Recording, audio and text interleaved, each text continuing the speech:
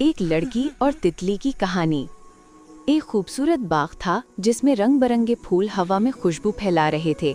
उसी बाग में एक नन्ही सी लड़की थी जिसका नाम मरियम था। वो सब्ज घास पर बैठी फूलों को छू रही थी, कभी गुलाब सूंघती, कभी चंपा की कलियां गिनती। इसे फूलों से बहुत प्यार था। जैसे ही मरियम ने एक पीले फूल को हाथ लगाया, अचानक उसके सामने से एक रंगीन तितली उड़ती हुई आई।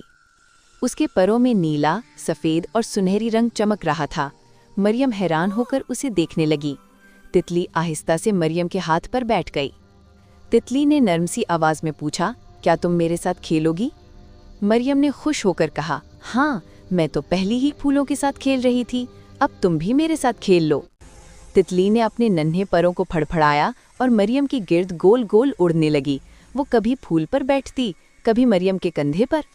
मरियम हंसती, तालियां बजाती और तितली के पीछे दौड़ने लगती।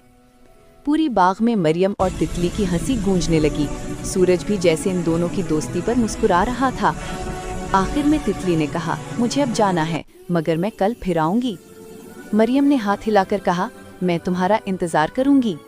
और उस दिन के बाद मरियम और तितली बेहतरीन दोस्त बन गए। सबक: असल खुशी छोटी छोटी चीज़ों में होती है, कुदरत में, दोस्ती में और मुस्कुराहटों में।